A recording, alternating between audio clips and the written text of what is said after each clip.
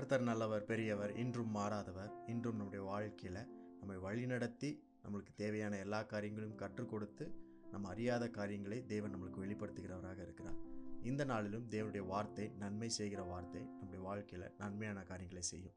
சங்கீதம் 25 12 வசனத்தில் இப்படி சொல்லப்பட்டிருக்கு: கர்த்தருக்கு பயப்படுகிற மனுஷன் எவனோ அவனுக்கு தாம் தெரிந்து கொள்ளும் வழியை போதிப்பார். தேவன் நம்முடைய வாழ்க்கையில் நாம் எந்த வழியை தெரிந்து கொள்ள வேண்டும், எந்த வழியில் நடக்க வேண்டும், எது சிறந்த திட்டம் அப்படின்றத நம்மளுக்கு தெரிவிப்பார், நம்மளுக்கு போதிப்பார். நமக்கு தெரியாத வழிகளை அவர் போதிப்பார், புதிய வழிகளை காட்டுவார்.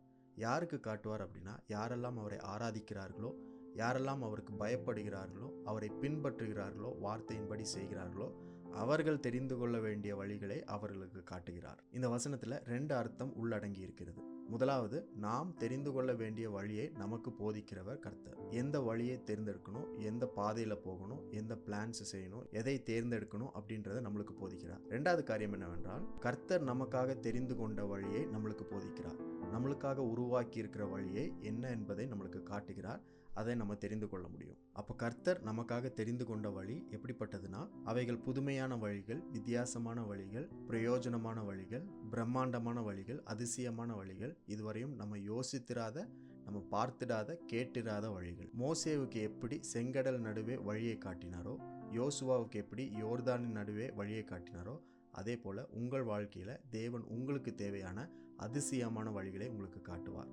இதுவரையும் நீங்கள் பார்த்திடாத, இதுவரையும் நீங்கள் கேட்டிராத வழிகளை உங்களுக்கு காட்டுவார். புதுமையான வழிகளை உங்களுக்கு காட்டுவார். அப்போ ஒவ்வொரு நாளும் உங்கள் வாழ்க்கையில் நீங்கள் என்ன செய்யணும்னா, பல்வேறு வழிகளை தேடி ஓடாமல் வழிகாட்டியை தேடி அவரை நாட வேண்டும். வழியை அல்ல, வழிகாட்டியை தெரிந்து கொள். அதனால யாரெல்லாம் அவரை தேடுகிறார்களோ, யாரெல்லாம் அவரை பின்பற்றுகிறார்களோ, யாரெல்லாம் அவருடைய வார்த்தைக்கு பயந்து கீழ்ப்படிந்து தங்களை அர்ப்பணிக்கிறார்களோ, அவங்களுக்கு தேவன் புதிய வழிகளையும் அதிசயமான வழிகளையும் காட்டிக்கொண்டே இருக்கிறார். ஒருவேளை நீங்கள் இன்றைக்கு என்ன டெசிஷன் எடுக்கணும், எங்கே போகணும், என்ன செய்யணும் அப்படின்ற ஒரு குழப்பத்தில் இருந்தீங்கன்னா, ஆண்டவர் உங்களுக்கு நீங்கள் தெரிந்து கொள்ள வேண்டிய வழியை உங்களுக்கு காட்டுவார்.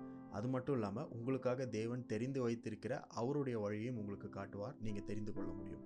வழியை அல்ல, வழிகாட்டியை நாடுவதற்கு இன்றைக்கு ஒரு நல்ல நாளை ஆண்டவர் உங்களுக்கு கொடுத்திருக்கிறார். இந்த நாளுக்காக ஆண்டவருக்கு நன்றி சொல்லுங்கள்.